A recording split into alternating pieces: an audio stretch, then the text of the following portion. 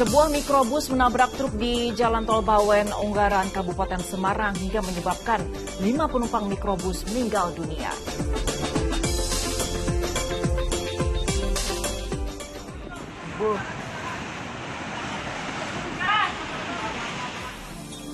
Dua wisatawan yang merupakan guru besar Fakultas Kedokteran UGM tergulung ombak saat berfoto di pantai Pulang Sawal, Gunung Kidul, Yogyakarta.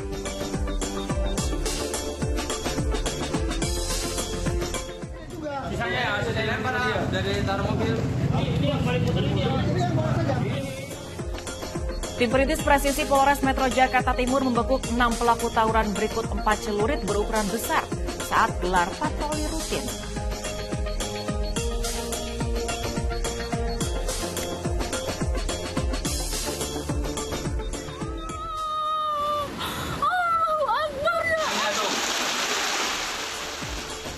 Angin puting beliung menerjang 3 desa di Pesawaran, Lampung hingga menyebabkan puluhan rumah dan bangunan porak-poranda.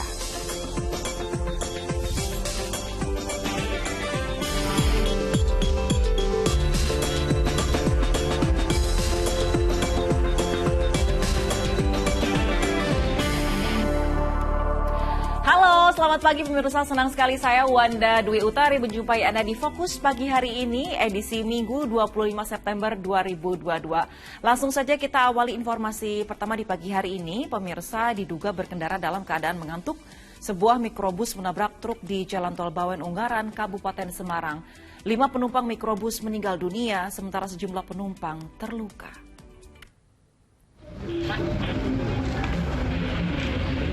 Mikrobus ini tak lagi berbentuk pada bagian depan usai kecelakaan yang dialami Sabtu pagi di Tol Bawen Unggaran kilometer 438.500 Kabupaten Semarang, Jawa Tengah.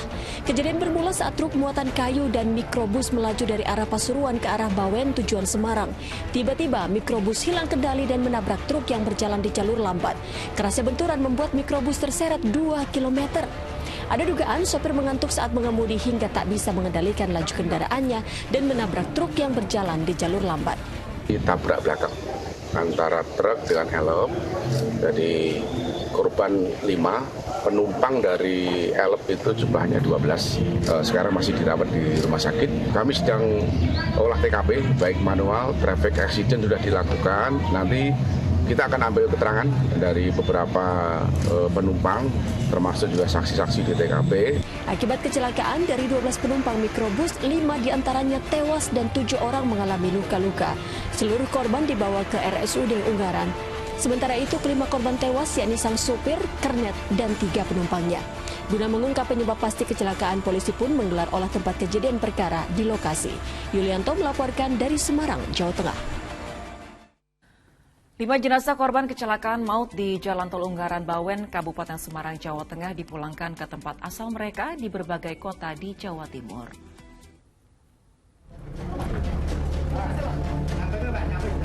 Lima korban meninggal dunia dalam kecelakaan maut di Jalan Tol Unggaran Bawen, tepatnya di Desa Derekan, Kabupaten Semarang, Jawa Tengah, akhirnya dipulangkan ke tempat asalnya di berbagai kota Jawa Timur Sabtu sore. Di antaranya Kota Malang, Pasuruan, dan Gresik. Kelima jenazah diberangkatkan dari kamar mayat RSUD Dr. Gondo Suwarno dan rencananya akan tiba di rumah duka pada Sabtu malam. Ini nanti nunggu koordinasi sama dokter ke sini.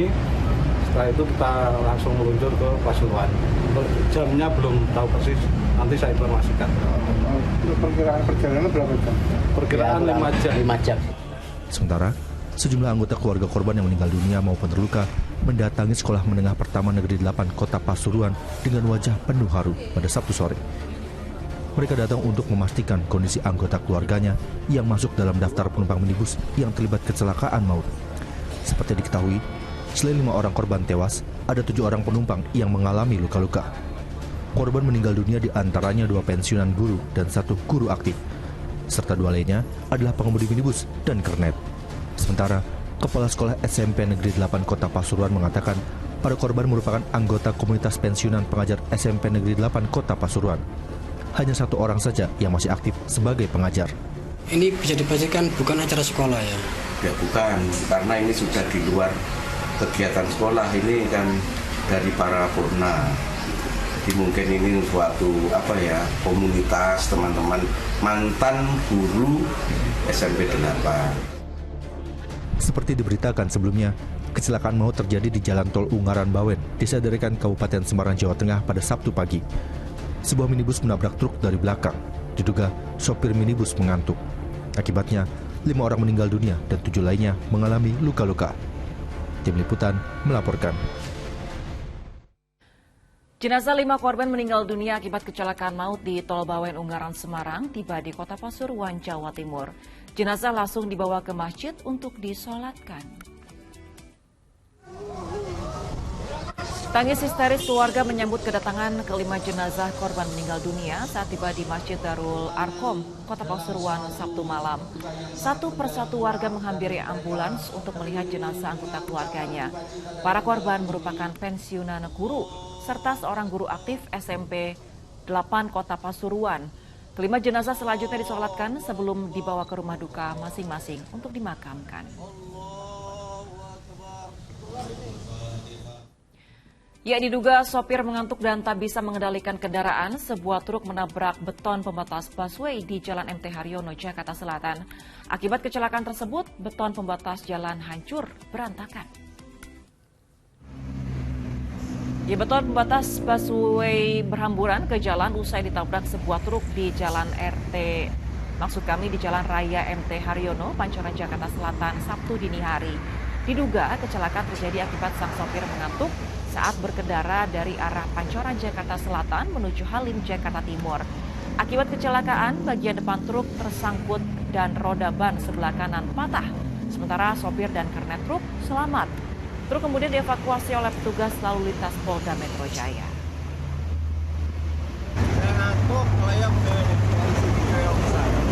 Dari mana mau kemana nih, Bang? Dari Palu ke Cikarang. Itu pas ngantuk langsung nabrak gini aja bagaimana, Bang? Ya, pas ngantuk langsung nabrak gini aja, nggak ngerem lagi, nggak apa lagi, langsung. Masih seputar kecelakaan, pemirsa, diduga lalai saat berkendara, sopir yang mengemudikan truk tangki bermuatan minyak kelapa sawit menabrak sebuah truk di Jalan Lintas Provinsi Sumatera Utara. Saat kejadian, macet panjang terjadi dan baru dapat terurai 2 jam kemudian.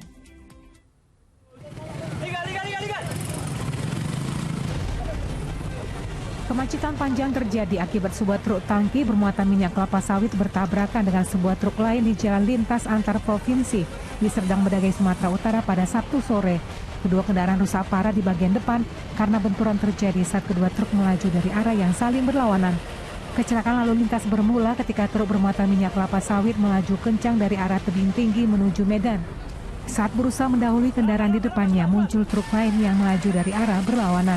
Pada saat mobil tangki yang bergerak menuju arah Medan dari tebing tinggi, sesampainya di TKP, saat mendahului yang diduga truk yang berada di samping kiri, tapi pengemudi kendaraan tangki ini tidak memperhatikan pada saat yang bersamaan dari arah Medan menuju tebing ada truk tol diesel, sehingga terjadi kecelakaan tersebut. Tidak ada korban jiwa maupun luka-luka akibat kecelakaan tersebut. Dan kedua sopir truk yang terlibat kecelakaan dibawa ke Mapores Serdang Bedagai untuk dimintai keterangan karena diduga ada unsur kelalaian dalam berkendara. Muhammad Hamdani melaporkan dari Serdang Bedagai, Sumatera Utara. Diduga berkendara dalam pengaruh minuman keras, sebuah mobil menabrak 3 pengendara sepeda motor di Jalan Kemang Raya, Jakarta Selatan. Akibatnya, sejumlah pengendara sepeda motor terluka hingga harus dibawa ke rumah sakit untuk dilakukan penanganan medis.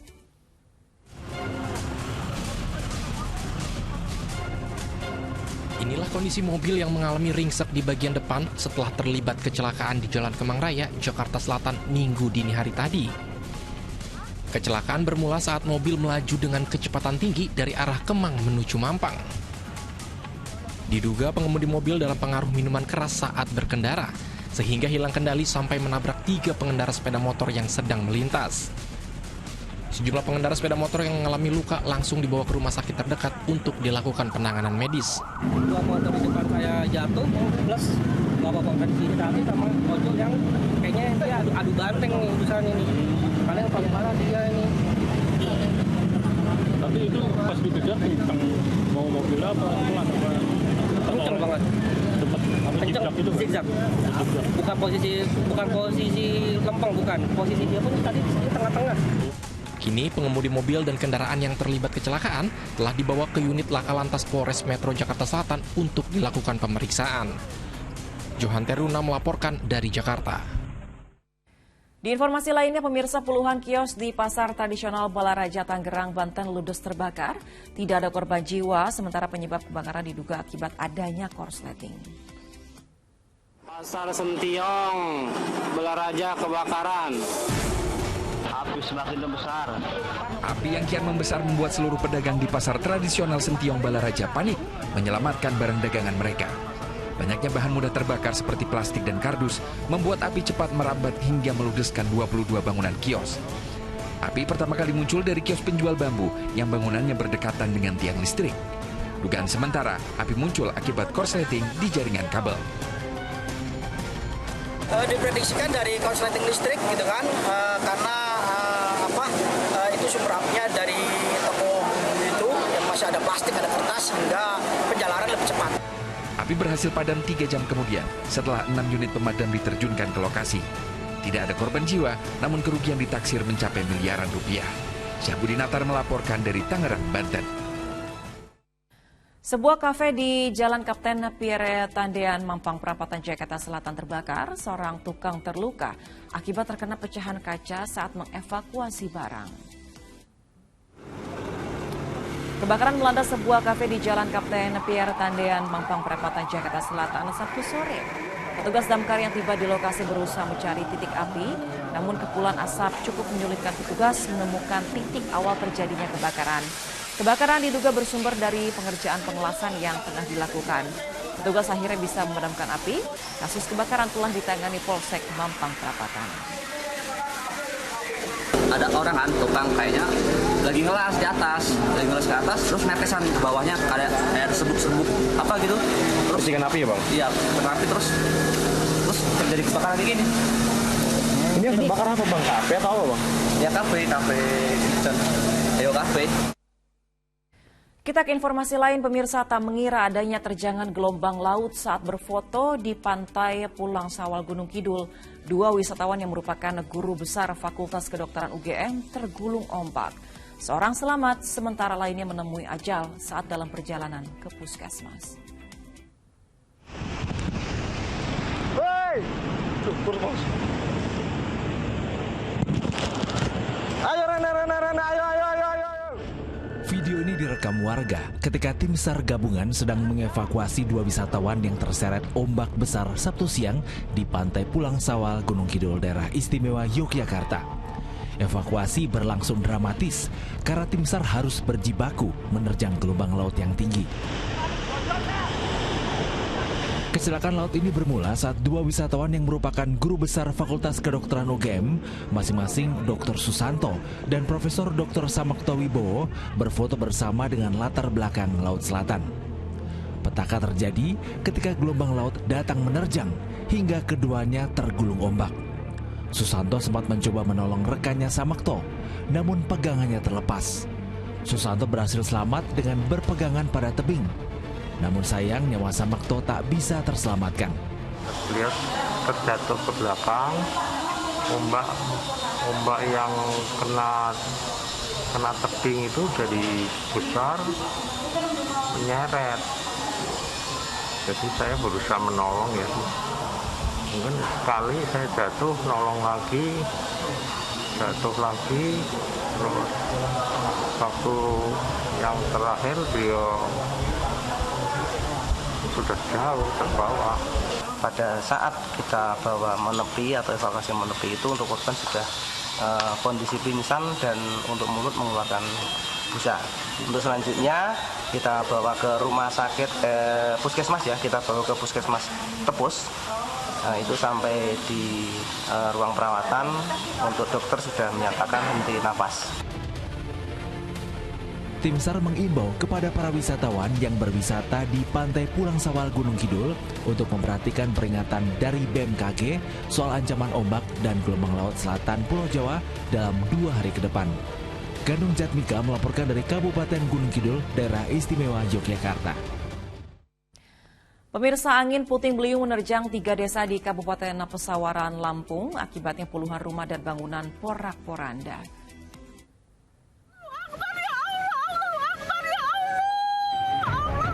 Angin puting beliung disertai hujan lebat menerjang wilayah Kecamatan Gedong Tataan, Kabupaten Pesawaran, Lampung Sabtu siang membuat warga panik.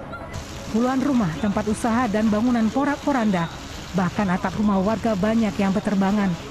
Di Kecamatan Gedong Tataan ada 4 desa yang mengalami kerusakan parah akibat dihantam angin puting beliung, yakni Desa Bagelen, Purworejo, Karanganyar, dan Kagungan Ratu. Angin kencang datang muter, asbes itu ngangkat terus mabur semua gitu. Jadi air masuk ke warung, basah semua, hujan banjir. Kotor semua ya? Iya. BPBD Kabupaten Pesawaran mencatat ada 91 rumah dan bangunan mengalami kerusakan. Rata-rata gentengnya pada kabur, ada sekitar 4-5 rumah yang rusak berat dan sebagian 40-an rumah rusak ringan.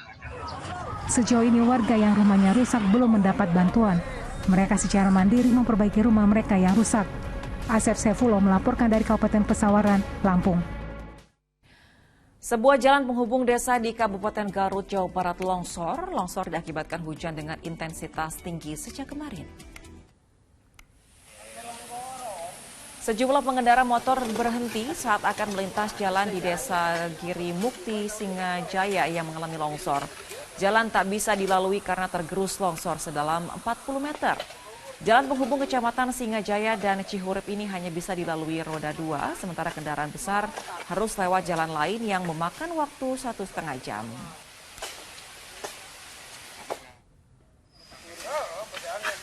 Warga dibantu petugas TNI Polri membuat jalur darurat di lokasi longsor di Garut, Jawa Barat. Pembuatan jalur darurat ini dibutuhkan sebab perbaikan jalur utama yang tertimbun longsor membutuhkan waktu yang lama. Jalur darurat dibuat agar wilayah terdampak longsor tidak terisolasi dan diperuntukkan bagi sepeda motor dan juga mobil kecil.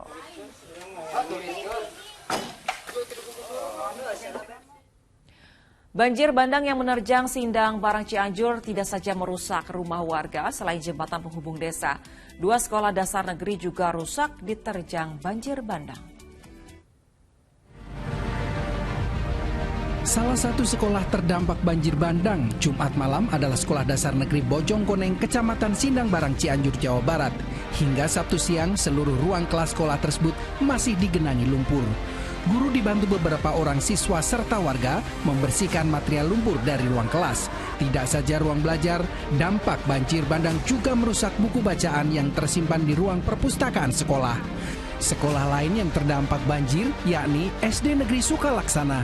Proses pembelajaran diliburkan dulu, tetapi yang paling dekat dengan sekolah ini anak-anak siswa diberdayakan untuk membersihkan ruangan semampunya. Banjir juga merusak sejumlah rumah di Desa Sindang Sari, Kecamatan Leles. Rumah tersebut ambruk setelah diterjang banjir bandang. Selain rumah, sisa-sisa lumpur masih merendam jalan desa dan jalan lintas selatan. Sejumlah petugas Sabtu siang berusaha menghalau lumpur agar jalan kembali bisa digunakan. Sementara itu, sebuah jembatan gantung yang menghubungkan sejumlah desa juga rusak. Akibatnya, aktivitas warga di beberapa desa lumpuh.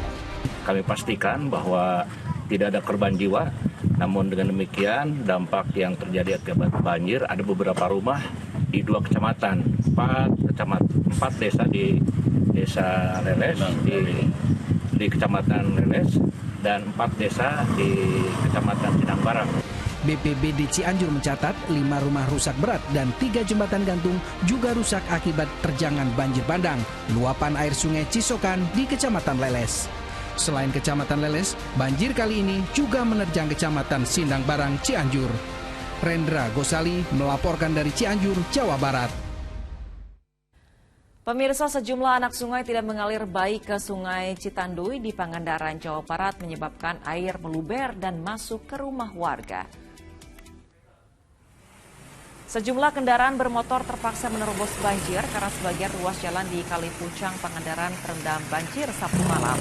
Banjir terjadi akibat meluapnya sejumlah anak sungai yang tak bisa mengalir dengan lancar ke Sungai Citanduy. Setelah sebelumnya kawasan Pangandaran diguyur hujan lebat. Tak saja menggenangi jalan raya, banjir juga merendam rumah-rumah warga. Seperti yang terlihat di Desa Pamotan, akses ke pelabuhan penyeberangan terendam banjir.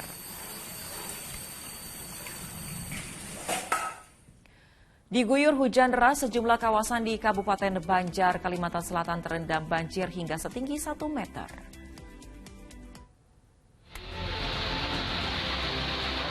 Permukiman warga Guntung Alaban, Kecamatan Martapura, Kabupaten Banjar, Kalimantan Selatan adalah salah satu kawasan yang terendam banjir akibat hujan deras yang terjadi sejak Sabtu pagi.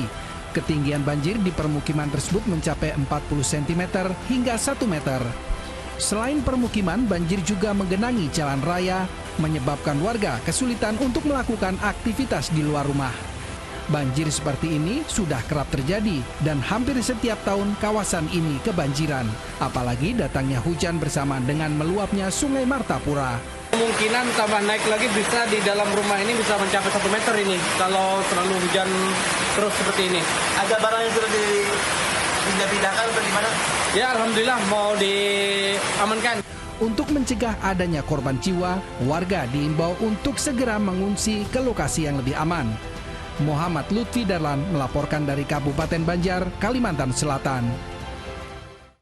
Dari bencana banjir, kita beralih ke kekeringan yang melanda kawasan perbukitan Kapur di Kabupaten Tuban, Jawa Timur. Kemarau panjang menyebabkan sejumlah sumber mata air mengering sehingga bendungan dan sungai berhenti mengalir.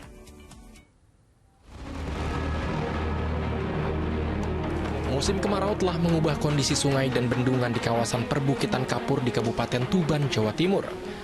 Salah satunya terjadi di Sungai Penambangan dan Bendungan Kedung Ireng di Desa Sambongrejo yang terus mengalami kekeringan. Air kian berangsur surut sehingga dasar sungai terlihat jelas.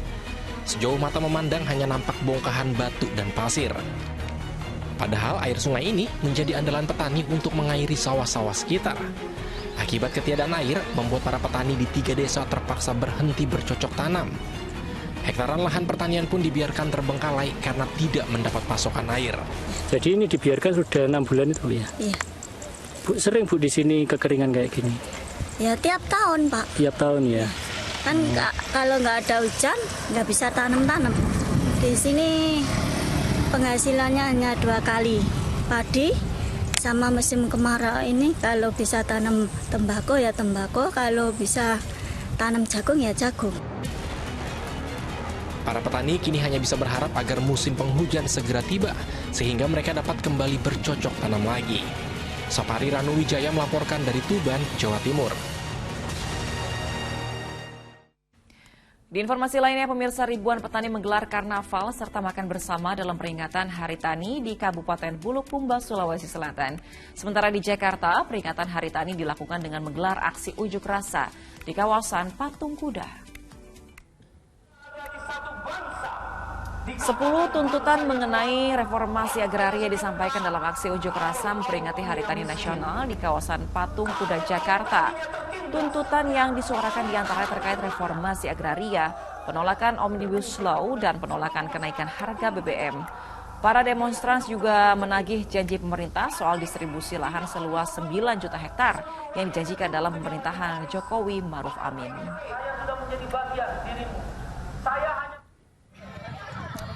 Ya, peringatan Hari Tani Nasional dirayakan berbeda oleh ribuan massa yang menggelar karnaval di Desa Salasai, Kabupaten Bulukumba, Sulawesi Selatan. Selain karnaval, para petani juga memamerkan hasil pertanian dengan sistem natural farming atau pertanian tanpa menggunakan bahan kimia. Kegiatan bertambah seru saat acara makan bersama hasil bumi yang dipamerkan. Di tempat ini juga disiapkan pelayanan kesehatan dan vaksin booster bagi warga yang belum vaksin.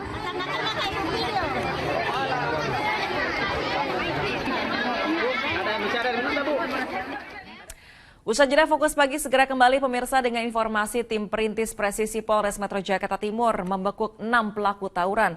Berikut 4 celurit berukuran besar saat gelar patroli rutin. Informasi selengkapnya usai jeda pariwara. Soalnya ada barang buktinya, sajam.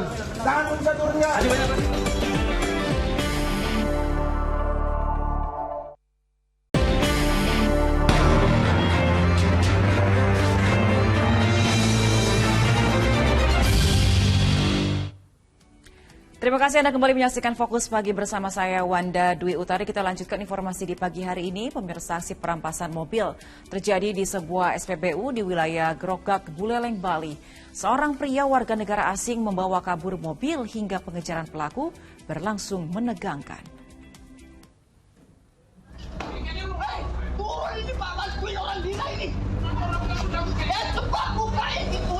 Video amatir merekam aksi perampasan mobil yang dilakukan oleh seorang pria warga negara asing asal Jerman Jumat sore. Peristiwa itu terjadi di sebuah SPBU di wilayah Grogak, Buleleng, Bali. Usai merampas mobil, pelaku tancap gas dan kabur.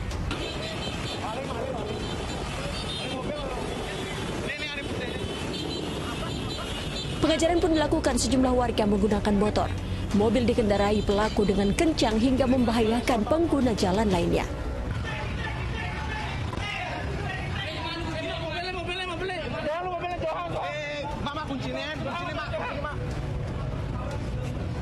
Hingga akhirnya pelaku berhenti di sebuah minimarket kawasan Kota Singaraja. Sejumlah warga pun langsung mengikuti pelaku yang masuk ke dalam toko. Aparat kepolisian yang mendapat laporan telah mengamankan pelaku. Kini kasusnya ditangani pihak Polres Buleleng. Putu Setiawan melaporkan dari Buleleng, Bali. Patroli rutin tim perintis presisi Polres Metro Jakarta Timur memergoki joki balap liar yang tengah mengetes laju motornya di Jalan Raya Pemuda. Sementara itu tawuran remaja di Jalan Raya Bogor juga dibubarkan. 6 pelaku tawuran dibekuk, berikut 4 celurit berukuran besar yang disita.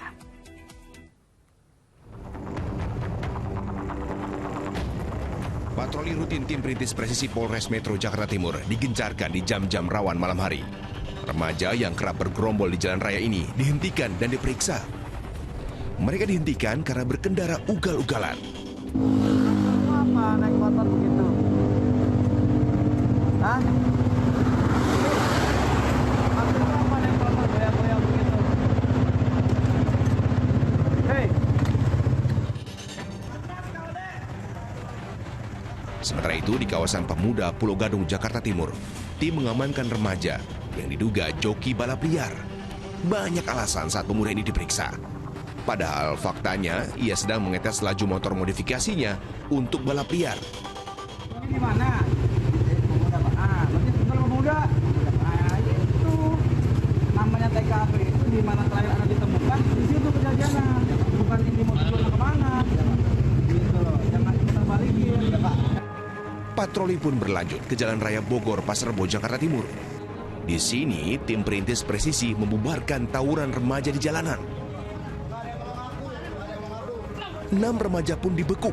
Berikut 4 bilah senjata tajam jenis celurit berukuran besar. Pakai apa yang kau antar? Hah? Alasan kamu? Kenapa nggak pulang? Tadi datang nongkrong Pak.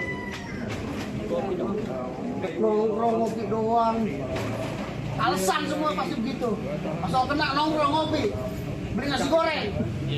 Ngomong sama anak saya percaya. Di sana didapatkan iring-iringan kendaraan bermotor sekitar ada 20 lebih kendaraan bermotor dengan perpanjangan 3 dan mereka membawa senjata tajam.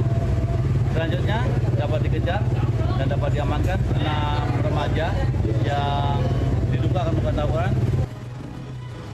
Guna kepentingan pemeriksaan, para pelaku beserta barang bukti senjata tajam dibawa ke Polsek Pasar Rebo, Jakarta Timur. Muhammad Subadri Arifki melaporkan dari Jakarta. Aksi tawuran yang diduga antar 2 kelompok geng motor terjadi di Cilandak, Jakarta Selatan. Kedua kelompok saling serang dengan melempar batu dan senjata tajam.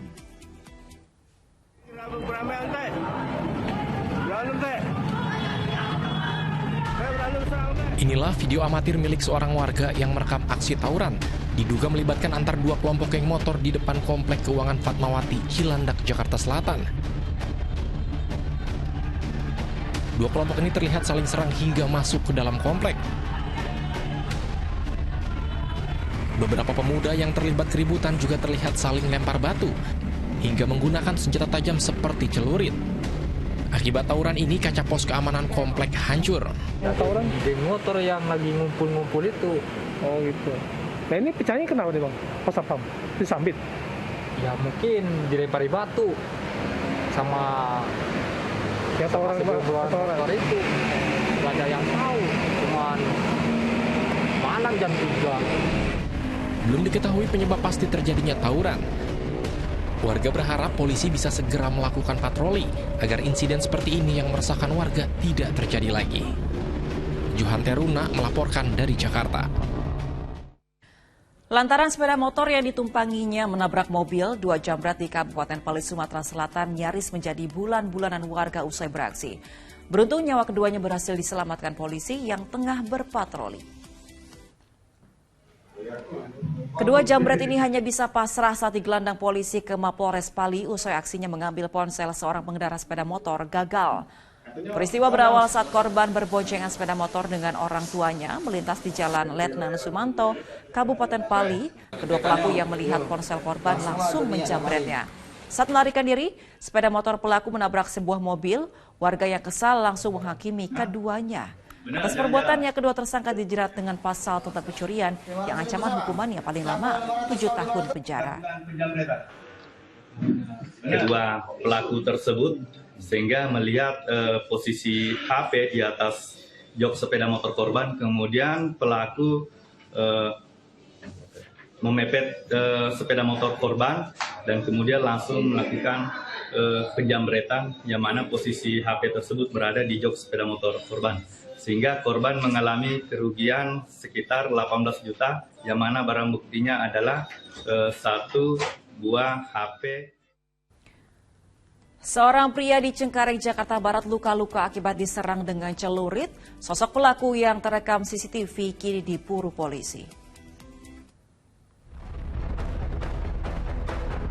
Dari rekaman kamera pengawas atau CCTV, tampak awalnya pelaku menunggu seseorang di samping rumah indekos di Jalan Fajar Baru Selatan, Cengkareng, Jakarta Barat. Begitu melihat korban keluar dan membuka pagar, pelaku langsung menyerang pria itu membabi buta menggunakan senjata tajam. Kronologisnya, saudara saya yang lagi jemput saya di atas mau pulang nih. Terus lewat anak tangga sini, waktu ngebuka pintu gerbang itu tiba-tiba dapat penyerangan dari si pelaku yang nggak tahu apa sebab masalahnya. Tiba-tiba langsung nyerang secara brutal aja, langsung ngenain pipi sini. Insiden penyerangan 18 September lalu menyebabkan korban menderita luka di wajahnya dan dilarikan ke RSUD Cengkareng. Korban sudah melaporkan peristiwa itu ke Polsek Cengkareng, tapi hingga Minggu siang pelaku belum tertangkap. Jayadi melaporkan dari Jakarta. Diduga karena tersinggung, seorang pelajar menengah pertama di Makassar, Sulawesi Selatan babak belur dikeroyok teman sekelasnya. 4 pelajar putri yang diduga berada di lokasi kejadian saat korban dikeroyok diamankan polisi.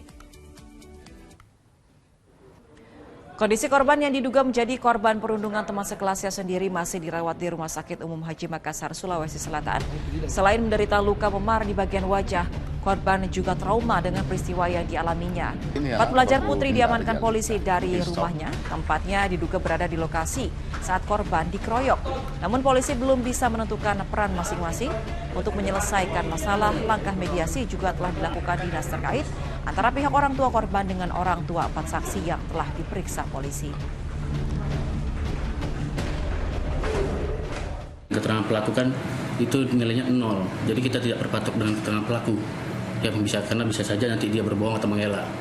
Makanya kita lagi menunggu kondisi korban betul-betul fit. Nah, nanti keterangan dari dia bagaimana. Karena saat ini kalau dari hasil interogasi para pelaku hanya 1 orang saja yang mukul. Seorang remaja pria di Kabupaten Sidrap, Sulawesi Selatan tewas tenggelam di sungai. Jasadnya ditemukan terapung sekitar 10 meter dari lokasi korban tenggelam. Setelah melakukan penyisiran di sekitar muara Sungai Bila, Kabupaten Sidrap, Sulawesi Selatan, tim SAR gabungan Sabtu siang berhasil menemukan Sahar yang dilaporkan tenggelam Jumat petang lalu. Naas, remaja pria berusia 14 tahun itu didapati dalam keadaan tak bernyawa. Jasadnya terapung sekitar 10 meter dari titik lokasi korban tenggelam.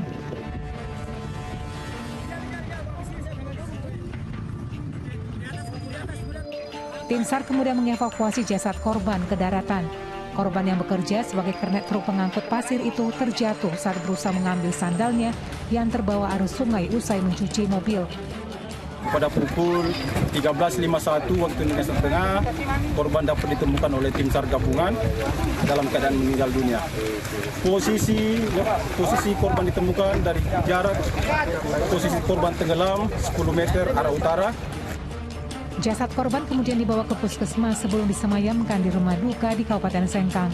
Suardi Gatang melaporkan dari Kabupaten Sidrap, Sulawesi Selatan. Pemirsa, sesosok mayat pria ditemukan mengambang di bawah jembatan gantung di Purworejo, Jawa Tengah. Evakuasi mayat berlangsung dramatis karena lokasi penemuan yang curam.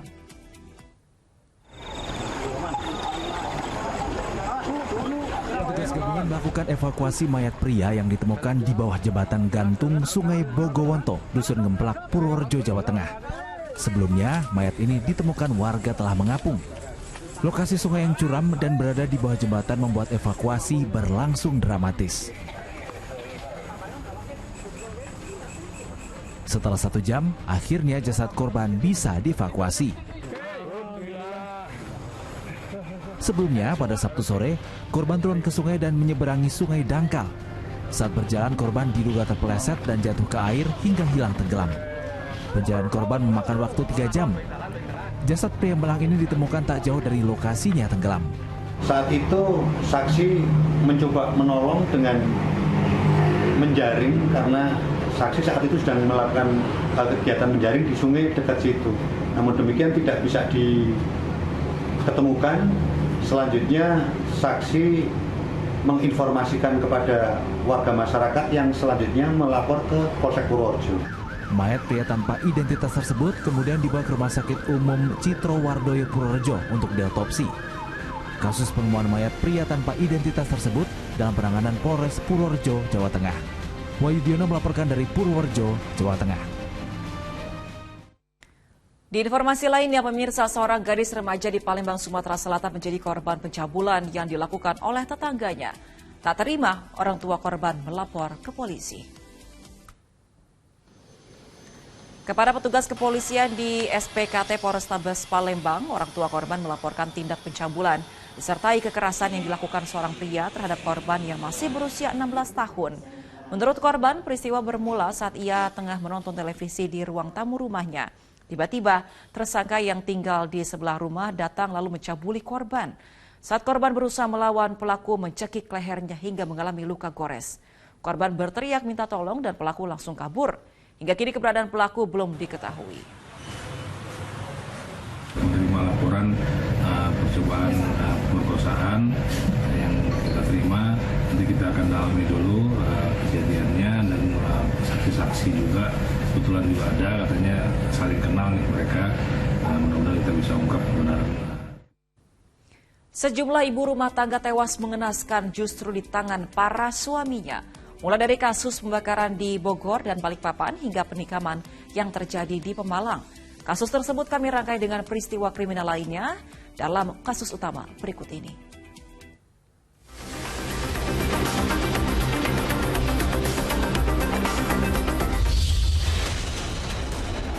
Air susu dibalas air tuba. Istilah itu tersemat kepada seorang pria di Purwakarta yang tega membunuh ibu kandungnya. Korban terkapar usai mengalami luka tusukan senjata tajam di bagian leher. Sempat kabur, pria 26 tahun tersebut ditangkap petugas Polres Purwakarta. Ia berdalih kesal lantaran kerap dimarahi korban.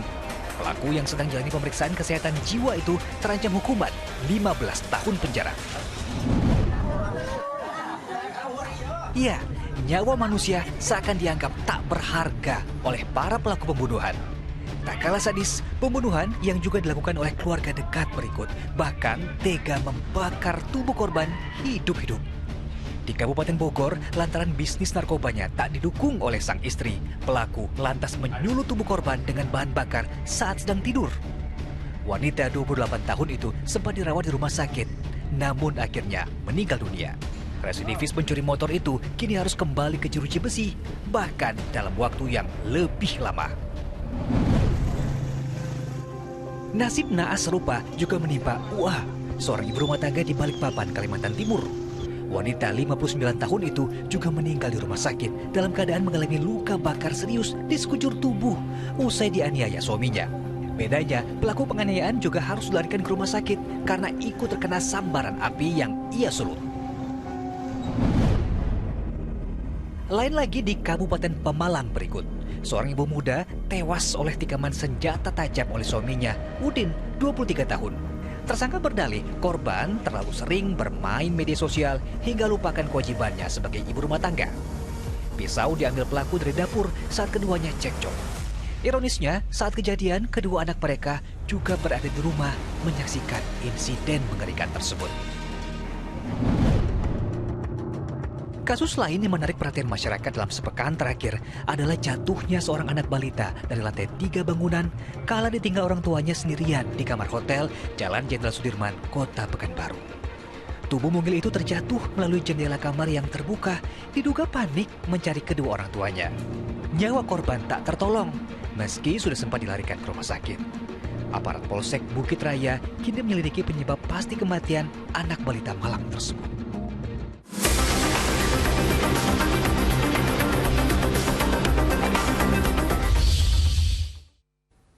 Usai jeda kami akan segera kembali pemirsa dengan informasi sejumlah lapak pedagang di lantai dasar Pasar Ciawi Bogor banjir hingga membuat sejumlah pedagang panik. Informasi selengkapnya sesaat lagi. Banjir ya Tata, yang kerok natan harap tak.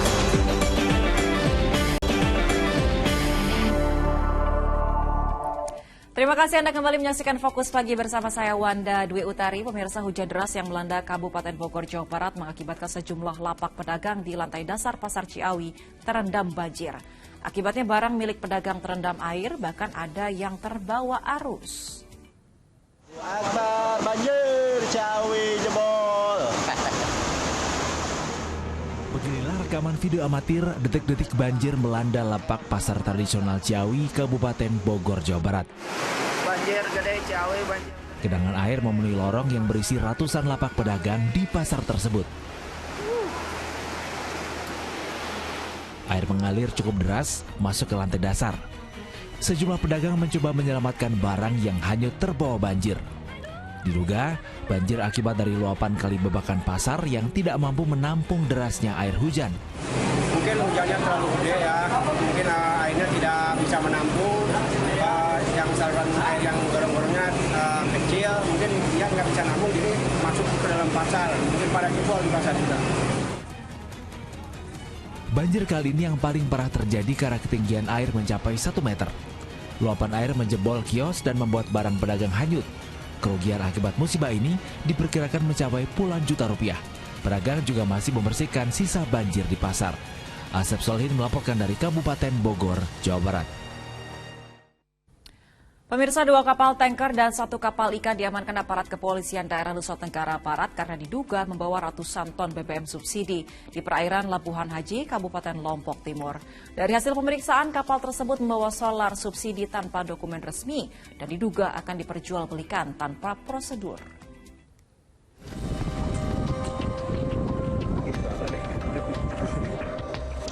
Petugas Direktorat Polair Polda Nusa Tenggara Barat mengamankan 2 kapal tanker dan 1 kapal ikan karena diduga membawa 544 ton bahan bakar minyak subsidi jenis solar saat melintas di perairan Labuan Haji, Kabupaten Lombok Timur. Berdasarkan pemeriksaan alat bukti, polisi menemukan fakta bahwa 3 kapal tersebut membawa BBM tanpa dokumen resmi dan tidak sesuai dengan peruntukannya. Penyelidikan yang kini tengah dilakukan polisi difokuskan pada asal-muasal BBM dan tujuannya. Dugaan sementara, BBM subsidi ini akan disalurkan ke sejumlah sektor usaha di wilayah Pulau Lombok. Ya, namanya patroli di lapangan menemukan sesuatu yang sifatnya ilegal, kemudian dilakukan pemeriksaan dan hasilnya sudah diperiksakan juga, termasuk BBM yang diperiksakan ke saksi ahli dan dinyatakan bahwa BBM tersebut out of the spec, jadi tidak sesuai dengan takarannya. Dan juga surat-surat yang ditemukan itu diduga tidak sesuai dengan asli. Polisi belum menetapkan tersangka dalam kasus ini. Guna penyelidikan lebih lanjut, Polda NTB masih menahan 3 kapal bersama ribuan liter BBM yang diangkut di dermaga Labuan Haji. Riyadi Sulhi melaporkan dari Kabupaten Lombok Timur, Nusa Tenggara Barat. Imbas kenaikan harga kedelai membuat para pedagang tahu tempe di Pasar Kota Semarang, Jawa Tengah terpaksa menaikkan harga eceran. Selain menaikkan harga untuk menekan kerugian, ukuran tahu tempe pun diperkecil. Para pedagang tahu dan tempe di Pasar Simongan, Kota Semarang, Jawa Tengah mengaku mau tak mau harus menaikkan harga jual eceran. Ya, tahu tempe yang dijual berbagai ukuran seluruhnya mengalami kenaikan harga Rp1.000. Kenaikan harga jual eceran diakui para pedagang naik sejak hari Senin lalu karena menyesuaikan harga dari perajin yang mengalami kenaikan Rp30.000 per tongnya. Selain harga naik, ukuran tahu dan tempe pun dibuat lebih kecil. Di pasaran naik ya Bu ini? Naik Rp1.000 Mas, per tongnya naik Rp30.000, jadi aku naikin Rp1.000. Itu naik Rp1.000, isi berapa tahunnya itu? Isi 10 biji. 10 biji ya? Berarti sebelumnya dijual berapa?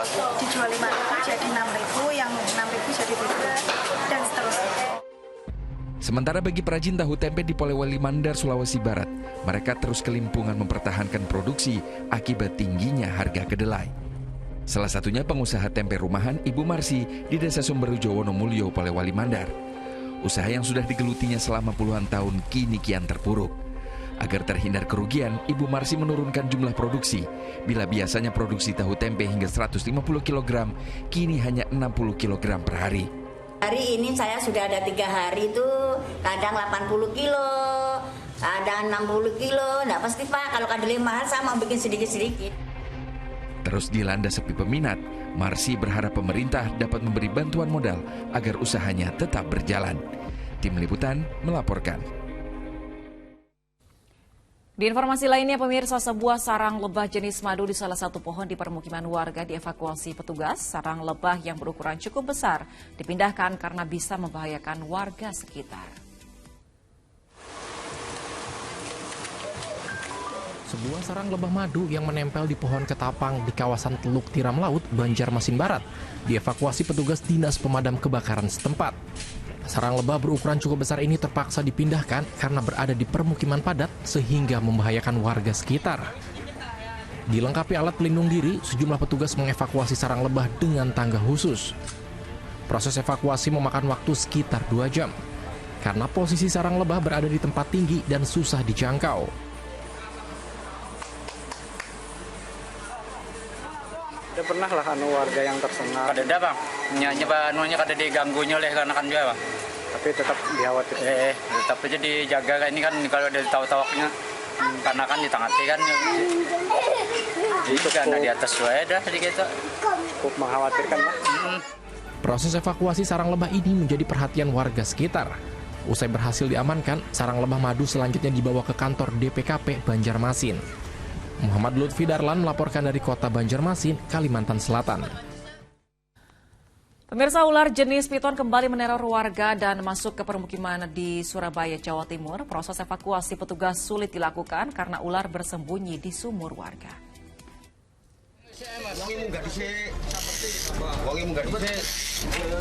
Dengan menggunakan katrol, beberapa petugas BPBD Surabaya berupaya menarik rekannya dari dalam sumur yang sempit saat mengevakuasi seekor ular di permukiman di Jalan Bibistama, Surabaya, Jawa Timur.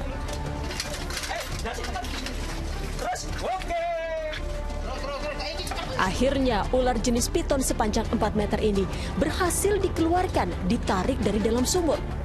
Keberadaan ular pertama kali diketahui oleh seorang warga saat akan mengambil air. Ia terkejut timba yang digunakan ternyata dililit ular piton. Ya, nggak tahu. Waktu ambil air kok timba ini berat, tak angkat kok ada perutnya ular gerak gini lari aku.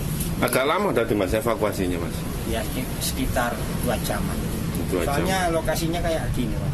Sempit ya mas? Setelah diamankan, petugas lalu memasukkan ular ke dalam karung.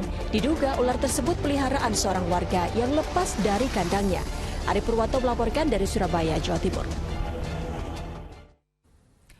Pemirsa, mengusung tema restorasi pangan alternatif, Menteri Pariwisata dan Ekonomi Kreatif Sandiaga Uno meresmikan Desa Wisata Hajeli di Sukabumi, Jawa Barat. Desa wisata yang mengembangkan tanaman purba pengganti nasi tersebut masuk di kawasan Geopark Ciletuh, Pelabuhan Ratu. Disambut dengan tarian lokal, Menteri Pariwisata dan Ekonomi Kreatif Sandiaga Uno meresmikan Desa Wisata Hanjeli di Kecamatan Waluran, Kabupaten Sukabumi, Jawa Barat. Desa wisata ini merupakan satu dari 50 desa wisata di Indonesia yang masuk ke dalam Anugerah Desa Wisata Indonesia yang memiliki keunikan dan ciri khas kearifan lokal, serta dapat menjadi lapangan pekerjaan baru bagi warga desa. Desa Wisata Hanjeli juga mengembangkan tanaman hanjeli, yaitu tanaman sejenis gandum yang sudah hampir punah menjadi makanan alternatif pengganti beras atau nasi. Desa Wisata Hanjeli merupakan desa yang mampu melakukan restorasi pangan tanaman alternatif pengganti nasi yang hampir punah dan dapat dilestarikan dengan penuh kearifan lokal. Anugerah Desa Wisata Indonesia Manparekraf ini diharapkan tidak hanya menarik wisatawan, tapi juga membuka lapangan pekerjaan bagi warga desa wisata yang terpilih. Saya lihat tadi lapangan kerjanya bukan hanya ibu-ibu, tapi juga anak muda terlibat. Ada juga tari-tarian yang sudah sempat ditampilkan tadi. Ini adalah bagian menciptakan 1,1 juta lapangan kerja baru. Tugas dari Pak Jokowi kepada Kemenparekraf untuk membina desa-desa wisata ini, agar desa wisata menjadi ketahanan pangan kita dan juga kemampuan kita untuk bangkit ekonomi pasca pandemi. Sementara itu, desa wisata ini merupakan salah satu desa yang masuk ke kawasan Geopark Ciltuh, Pelabuhan Ratu. Kawasan yang mendapat pengakuan UNESCO sebagai Geopark Dunia ini memang menawarkan keindahan alam yang lengkap. Diharapkan, seluruh kawasan Geopark mampu mengembangkan wisata dengan kearifan lokal agar sumber daya manusia yang ada di dalamnya juga ikut mendunia. Asep Didi melaporkan dari Sukabumi, Jawa Barat. Ya pemirsa, satu lagi ruang publik hadir di Kota Jakarta. Tempat tersebut bernama Taman Literasi Marta Christina Tiahahu yang berada di kawasan Blok M, Jakarta Selatan.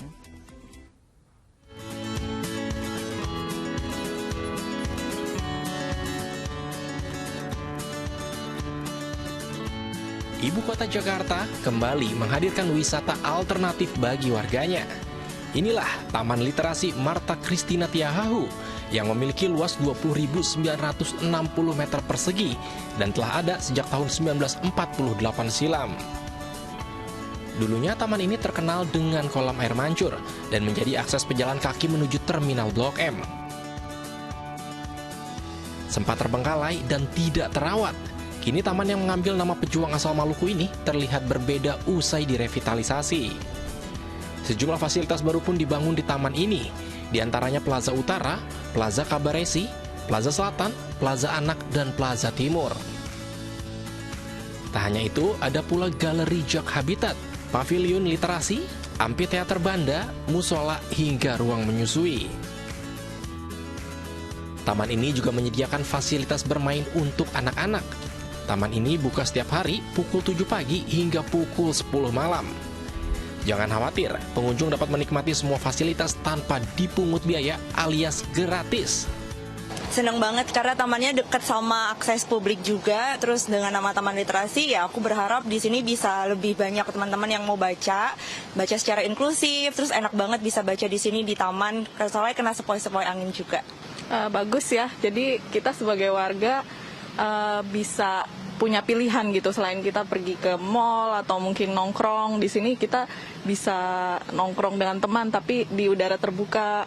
Terus juga kan ini literasi ya, jadi meningkatkan minat baca masyarakat juga gitu. Jadi kita seperti diwadahi lah, ada platformnya gitu.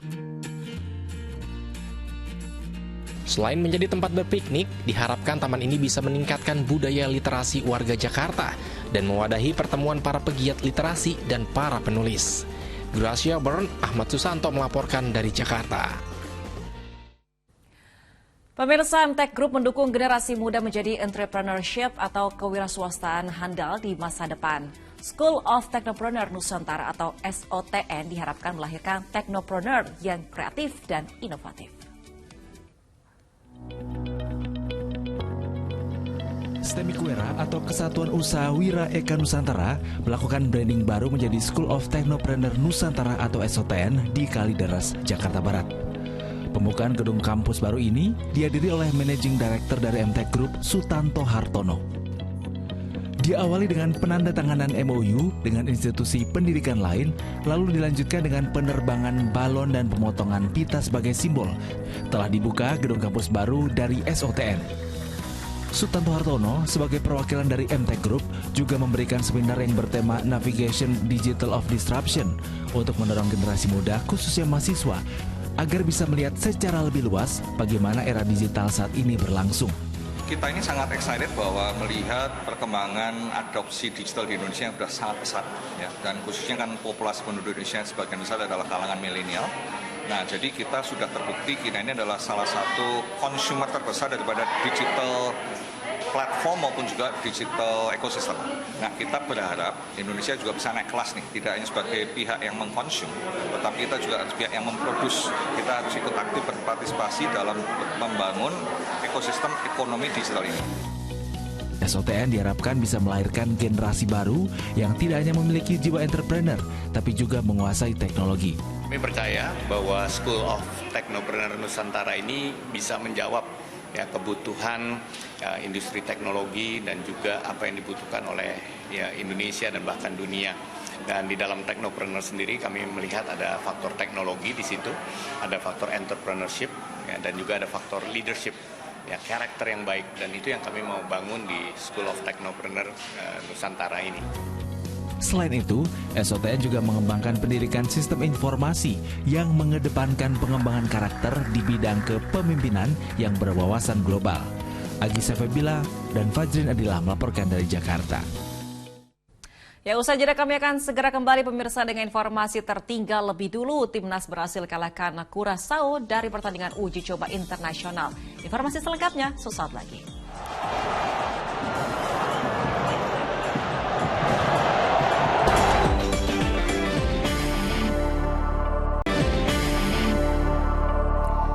Terima kasih Anda kembali menyaksikan Fokus Pagi pemirsa. Tak mengira adanya terjangan gelombang laut saat berfoto di pantai Pulang Sawal Gunung Kidul, dua wisatawan yang merupakan guru besar Fakultas Kedokteran UGM tergulung ombak.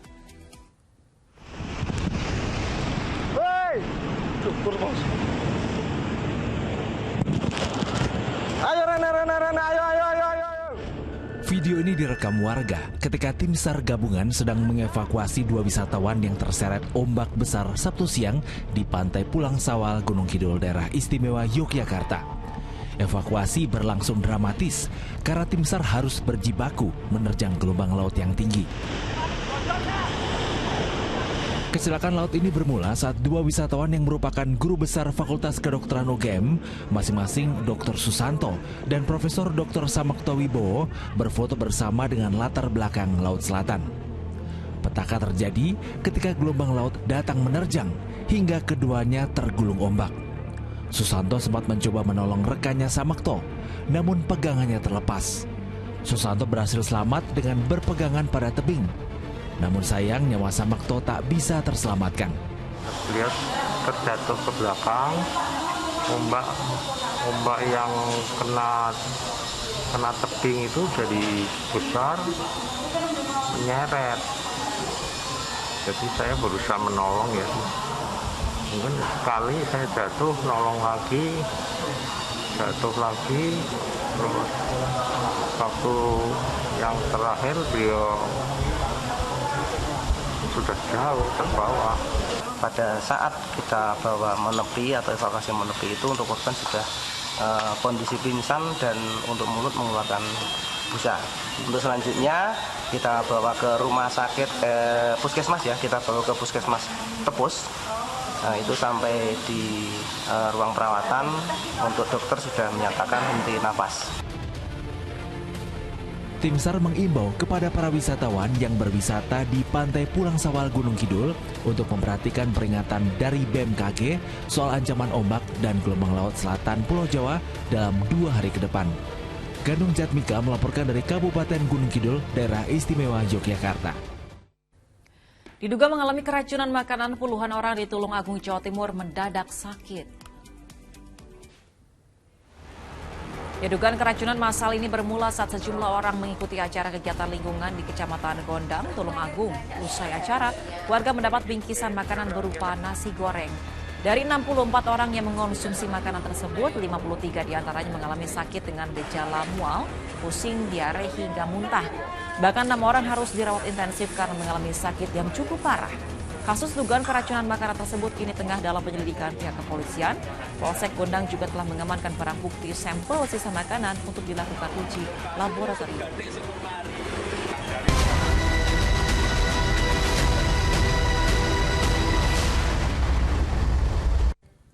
Kita ke informasi dari lapangan hijau, pemirsa. Dari pertandingan uji coba internasional, Indonesia berhasil meraih apik atas Curaçao. Sempat tertinggal, skuad Merah Putih akhirnya menang dengan skor 3-2.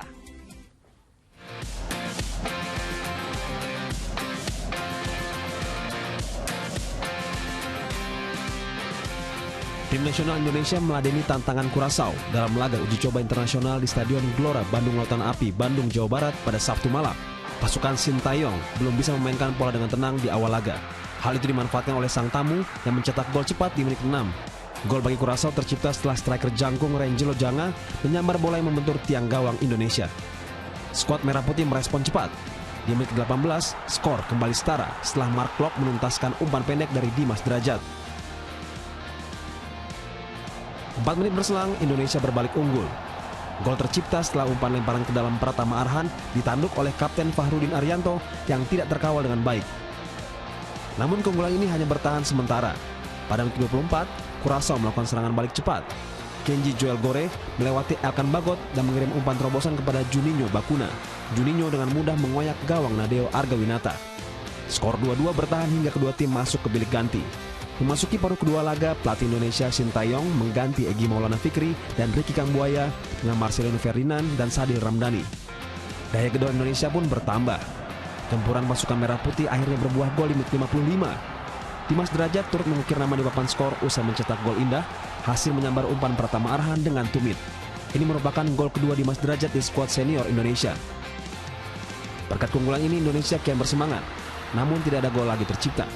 Kemenangan 3-2 ini jadi modal bagus bagi skuad Merah Putih yang akan kembali bersua Curaçao di Stadion Pakansari Cibinong pada Selasa 27 September mendatang.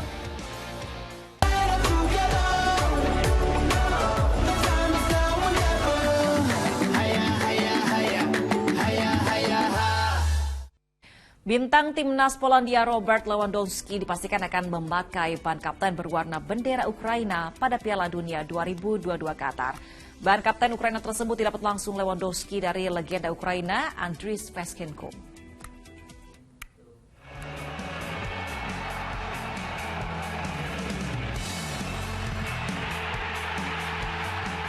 Striker timnas Polandia Robert Lewandowski terus menunjukkan dukungannya terhadap Ukraina. Terbaru, kapten timnas Polandia ini akan memakai ban kapten dengan warna bendera Ukraina biru kuning pada Piala Dunia 2022 Qatar. Kesepakatan ini terjalin saat pemain Barcelona itu bertemu dengan legenda Ukraina Andriy Shevchenko di National Stadium Warsawa, Polandia. Dalam kesempatan ini, Shevchenko menyerahkan langsung ban kapten berwarna biru kuning yang identik dengan bendera Ukraina ke Lewandowski. Pemain berusia 34 tahun itu memang menjadi salah satu sosok yang paling vokal menyuarakan dukungan kepada Ukraina menyusul invasi Rusia. Lewi bahkan meminta kepada seluruh skuad Polandia untuk memboikot laga kualifikasi Piala Dunia 2022 kontra Rusia. Pada Piala Dunia 2022 Qatar nanti, Polandia akan tergabung di grup C bersama raksasa Amerika Latin Argentina, Meksiko, dan wakil dari Asia Arab Saudi. Sementara itu, Ukraina gagal tampil di Qatar karena harus takluk dari Wales di babak final playoff kualifikasi Piala Dunia zona Eropa. Pemirsa, Cristiano Ronaldo adalah salah satu mega bintang sepak bola yang penampilannya ditunggu di Piala Dunia Qatar 2022. Telah berusia 37 tahun, apakah sang kapten bisa membawa trofi Piala Dunia bagi Portugal? Cristiano Ronaldo adalah pencetak gol terbanyak bagi negara di sepanjang masa. Bersama Portugal, Ronaldo telah mengemas 117 gol di level internasional. Dia juga jadi satu dari 4 pemain yang mencetak gol dalam setidaknya 4 Piala Dunia. Pemain berjuluk CR7 ini telah meraih 5 gelar Ballon d'Or, dinobatkan sebagai pesepak bola terbaik di Inggris, Spanyol, dan Italia, serta menjadi kapten Portugal saat pertama kali meraih gelar Akbar. Piala Dunia Qatar 2022 akan jadi momen terakhir bagi dunia sepak bola untuk mengapresiasi sang superstar di panggung terbesar. Ronaldo sangat mengincar trofi Piala Dunia untuk melengkapi gelar juara Euro 2016 dan Liga Negara Eropa 2018-2019. As I told you many times, my dream is to win something for Portugal national team, and I won both 2 titles, which is make me feel happy. I win every club that I played with. But World Cup, it's a dream. It's a dream. Pemain Manchester United ini akan berusia hampir 38 tahun saat berangkat ke Qatar. Namun ia tetaplah seorang penyerang tajam. Ronaldo yang dulu dikenal sebagai winger yang hobi menggocek bola, kini berganti menjadi predator andal di kotak penalti. Piala Dunia akan jadi kesempatan bagi Ronaldo untuk mengingatkan kepada dunia dirinya adalah pemain dengan kualitas tinggi, seorang legenda hidup yang siap berteriak siu setelah mencetak gol ke gawang para rival.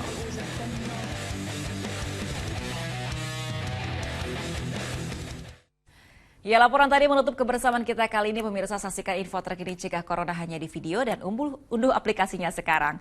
Ayo dukung operasi katarak, hernia, donor darah, dan hitan gratis bagi warga. Sampaikan kepedulian Anda di rekening BCA di nomor 162-633-8888 atas nama Yayasan Pundi Amal Peduli Kasih. Dan usai Fokus Pagi, jangan lupa Anda harus menyaksikan program Mega Series Manggilan. Mewakili teman-teman yang bertugas, saya Wanda Dwi Utari pamit. Terima kasih atas kebersamaan Anda. Selamat pagi, selamat berakhir pekan, dan sampai jumpa.